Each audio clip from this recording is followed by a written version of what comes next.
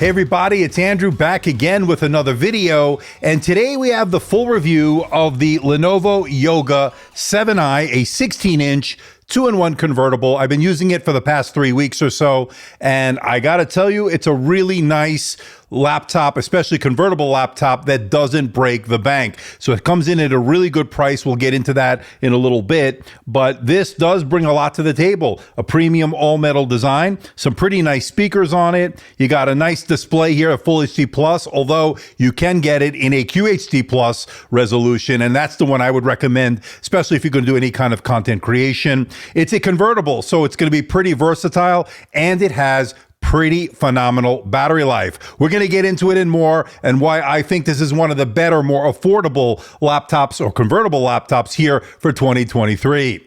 Hey everybody, it's Andrew, and this is my review of the Lenovo Yoga 7i 16-inch convertible laptop here for 2023. Coming up. Now, before we get to the unboxing, I just want to let everyone know, in the interest of transparency and full disclosure, I'm not being paid by Lenovo. I'm not being sponsored by Lenovo. All the opinions you're about to hear are my own. Lenovo is not getting copy approval. That means they're seeing this video for the first time, just like you. Now, this unit was provided by Lenovo, and once this review is done, I'll be sending it back. Now, pricing is really competitive, very affordable here, with a starting price of $549.99 over at Lenovo's website. Fully loaded, you're looking at $1,230 all in. And then, of course, the one I'm reviewing here today, you could pick up at Best Buy. Right now, it's $100 off, which was originally $999. You're looking at $899.99. For those interested, I'll leave a link in the description below for more information and where you can buy one. So without further ado, let's get this out of the box.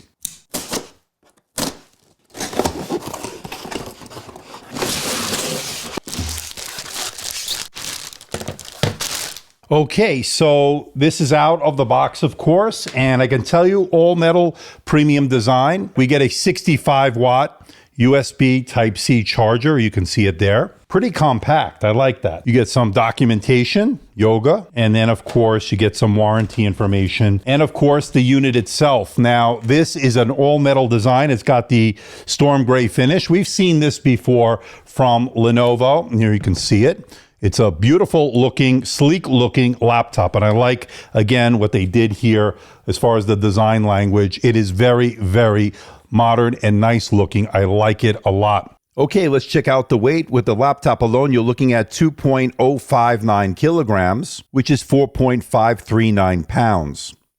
And with the travel weight with the power adapter, 2.235 kilograms, which is 4.927 pounds, just under 5 pounds, which tells us this has a little bit of heft. You'll feel the weight in your bag.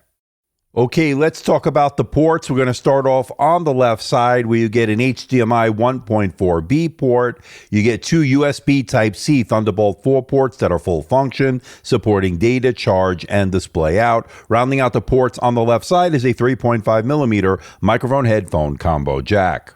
And moving over to the right side is your power button. Next to that is a micro SD card reader, although full-size SD card reader on a 16-inch convertible would have been better, but I'll take it. And then you have two USB-A ports. Nice to see that. I think overall a pretty good port selection. I would say I would like an HDMI 2.0 or above, but we get HDMI 1.4B. That's okay. For this price point, with a starting price of $549.99, I'm not going to ding them too hard for that. I would say overall a pretty good port selection here. Now, to get inside this laptop, there are 7 T5 Torx screws. Remove them, pop off the bottom plate with a guitar pick or pry tool. Take your time, work around the edges, and pop it off. And once you do that, you're in. Now, once inside, you'll notice a single fan for cooling. We'll talk about the thermal performance later on in this review. And you'll notice that 71 watt-hour battery. We'll talk about battery life later, although I will give you a little bit of a spoiler. It's really good. We'll get into that later on in this review as well. Now, as far as the RAM, you can get this with up to 16 gigabytes of LPDDR5 RAM, 5200 megahertz, and it is running in dual channel mode. Now, for those wondering, no, you cannot upgrade this yourself. In terms of that RAM, it's soldered into the motherboard, which is a bit unfortunate, especially with a 16-inch laptop here in 2023. But it seems like that's been par for the course for most laptops nowadays. Now, as far as the SSD is concerned, it's got a PCIe Gen 4 SSD. And as you can see from these reads and writes, these are really good reads and writes. And the good news is this is upgradable by the user. So if you want to expand it out for more storage later on, your needs change, you have that option, which is always great. Now, as far as the wireless is concerned, we're looking at Wi-Fi 6E and a Bluetooth 5.1 combo card. Good news is that's slotted in. It's not soldered in. So if you need to change it out for whatever reason down the road, you have that option. And as far as the Wi-Fi and the Bluetooth, both are working flawlessly. I've had no issues whatsoever with either one. Okay, let's talk about the display options here. There are two of them. You can get this with a 2.5K IPS display, 2560 by 1600. This is a 16:10 aspect ratio. Of course, I don't have it this time around. They did send it last year as far as what they sent over as a review unit. This time around, they went with the Full HD Plus. It's 1920 by 1200. Also IPS, also a 16:10 aspect ratio. And it's a perfectly fine display for most people. But if you're a content creator that does Lightroom, Photoshop, video editing, go with the higher resolution display option. It'll do better when it comes to the coverage of the color gamut. Because when I measured the coverage here, it wasn't the best I've ever seen, getting only 67% sRGB, 50% Adobe RGB, 50% of the DCI P3 wide color gamut, and 48% NTSC. Most people will be perfectly fine with that. But again, if you're doing those high-end video editing and the color grading and stuff like that, look at the higher-end display, that's for sure. Now, with that being said, this has really good contrast, really good black levels, wide point, and it also is 300 nits in terms of the brightness. Not the brightest out there, that's for sure. You will get 400 nits on that QHD Plus model, so just keep that in mind. But as far as this display is concerned, it's really good for consuming media, watching Netflix, Amazon, YouTube. It has not been an issue. It's been actually really good on this. And when it comes to battery life, folks, this is going to be really, really good. We're going to get into it in a little bit. So if you're looking for a laptop with longevity, definitely choose the Full HD Plus model. You'll see why in a little bit. Now, as far as the refresh rate is concerned, this is 60 hertz, no option for a higher refresh rate. Not too surprising at this price point. And you also don't get an OLED option or a 4K plus option, things like that. Again, they'll save that for the more higher, more expensive options in Lenovo's lineup. But then again, for what this is at this price point, this is a really nice Full HD Plus display. I don't have too much to complain about. Now, it is glossy. You will notice some glare and reflections, of course, depending on your lighting conditions, but not really all that bad. Now, the touch layer on this is really good. I found it very responsive when it comes to pinch to zoom and navigating the OS with your finger. It worked well. Or you could, of course, use the pen with this. Now, if you go with the Best Buy model, just keep in mind that does not come with the pen. You'll have to buy your own. I have a million of these pens lying around here in the studio, so it's not a big deal. But just keep in mind, if you do get that Best Buy model, you will have to get your own pen. Now, I think if you get it from Lenovo.com, certain SKUs will include the pen. Just keep that in mind. Now, speaking of the pen, it worked well for taking notes, sketching out artwork. As far as that is concerned, it was not really an issue at all, and I thought it was really good. It brought a lot of value. Now, of course, this being a 2-in-1 convertible means you could put it into the different modes. You can do it the tent mode, which is great for recipes in the kitchen, watching Netflix, Amazon, YouTube. The same could be said for the stand, or what I like to call presentation mode. And then, of course, you could always put it into the tablet mode, great for use with the pen. Now, keep in mind the size and weight of this laptop is a little bit heavy, so you will want to use this on a desk or table when taking notes or sketching out artwork, because it can get pretty heavy. So as a tablet, it's not the best in terms of the form factor. It's just a little bit too heavy. So this is the front-facing camera on the Lenovo Yoga 7i. 2-in-1 convertible here, a 16-inch version, of course, and this has a 1080p camera. It's an IR camera. That means you can log in with face recognition with Windows Hello. There's also a fingerprint scanner located below the keyboard. That worked well, setup was easy, and registered my finger each and every time I've used it. It also has a physical shutter switch, so if you want to turn off the camera for more security and privacy, that is certainly an option. You got to love that. Now, what do you think about the video quality? What do you think about the audio quality of the array mics? Let me know in the comments section below. Okay, let's talk about performance, and this is running the Intel 13th Gen processor, the Core i7-1355U with the integrated Iris Xe graphics, and as you can see from these benchmarks, pretty decent numbers, especially for a U-series processor, which is a 15-watt processor. Now, last year we took a look at the 1260p, which is a 28-watt CPU, which will give you a little bit more power out of that. Of course, these are really respectable numbers, both single and multi-core, so if you're doing Microsoft Office, email, web browsing, everything worked perfectly with this laptop. Not an issue. Now, when you compare it to last year's model that I looked at, like I said, Core i7 1260p, year over year, actually seeing an improvement in the PC Mark X score. We're seeing a little bit better single and multi-core score on the Geekbench 6. And actually got a better single core number than last year's model, even though it is a U series versus a P series, although the multi-core score was better last year, and that's to be expected, a 28-watt CPU versus a 15-watt CPU. And of course, that's 12 cores from last year versus 10 cores on the U series this year. And when you compare it to others in this category, that single core score of 1859 certainly holds its own, so this is going to be great for those everyday tasks, as I mentioned. But when you compare it to others in this category, the multi-core score of 8,022 just is not going to be quite as good. So if you're going to do things that require multi-core performance, this is not going to be the best when you compare it to other 16-inch laptops in this category. And a big reason for that is that this does not have a discrete GPU. This has the integrated Iris Xe graphics, so don't expect to be playing AAA titles on their highest settings. It's just not in the cards. But of course, as with any laptop running integrated Iris Xe graphics, if you lower some of the settings, you can get some playable frame rates depending on the titles. Of course, there are two USB Type-C Thunderbolt 4 ports that allow you to add an external GPU. That is always, of course, an option. However, that will add to the overall cost of the unit, making it not really a great proposition because you could always get a dedicated gaming laptop per se or other laptops with discrete GPUs for the same amount of money. That's where you lose the value proposition. But as far as a graphics powerhouse, this is not.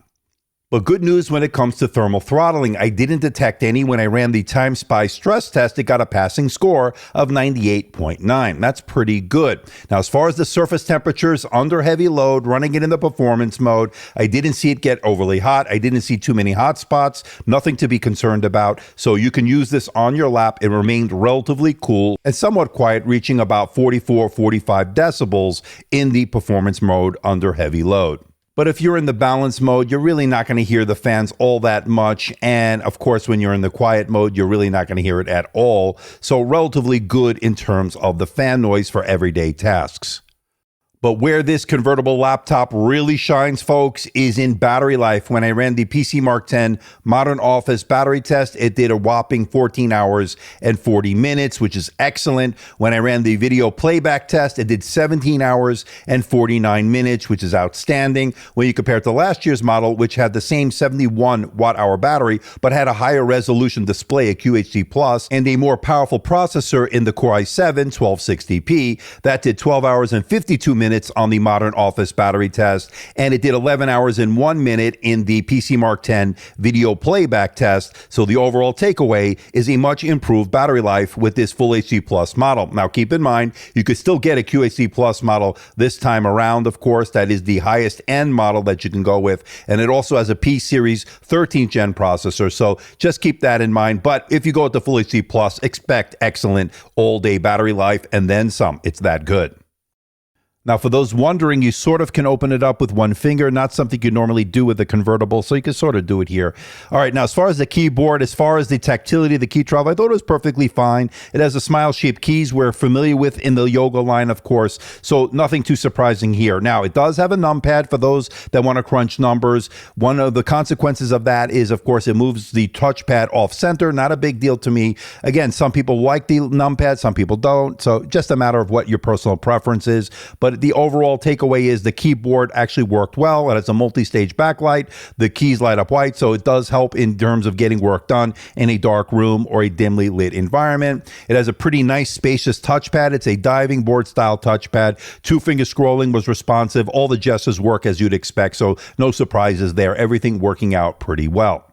So this sports two 2-watt speakers overall, and it also has Dolby Atmos. So that's going to help with the spatial audio. It also is put on the dynamic mode. So I think that's going to be the best setting to get the best sound out of it. Now, I'm going to compare it to the MacBook Pro 14 as I normally do, because I think that's the standard. That's the best in class that I have here in the studio. So it's a good way to gauge to see how the audio is. Now, I think for a Windows laptop, it's pretty good. Still don't think it's as good as this MacBook Pro. But of course, you be the judge. You let me know in the comment section below.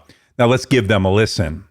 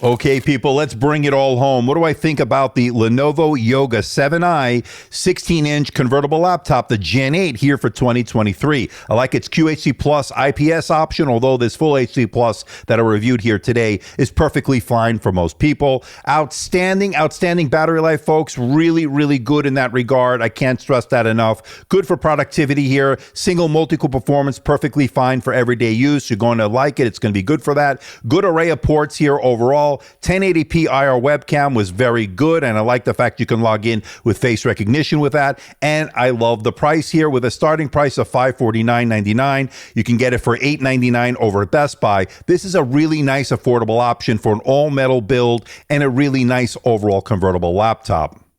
Negatives, the Full HD Plus option is a little bit lackluster when it comes to the coverage of the color gamut. So if you're a content creator, look at the QHD Plus. But for most people that are not into that, you're going to be perfectly fine with that Full HD Plus. It is a little bit too heavy as a tablet, as I mentioned. No stylus is included if you buy the Best Buy model. And of course, you cannot upgrade the RAM yourself as it is soldered into the motherboard. Not too surprising here. None of these are deal breakers, ladies and gentlemen. I think Lenovo did a really nice job here. And if you're looking for a 16-inch convertible laptop that won't break the bank but doesn't skimp on too many premium features, this might be your ticket. I have no hesitation recommending the Lenovo Yoga 7i 16-inch here for 2023. So please hit the like button, please subscribe, please share this video. Don't forget to leave a comment in that comment section below. Let me know how I'm doing. Let me know if there's a device or something out there you think I should review. I'll do my best to try to make that happen. Don't forget to check me out on Facebook, Twitter, Instagram, and of course my website, amdtechreviews.com. So until next time, this is Andrew, and I'll see you in the next video.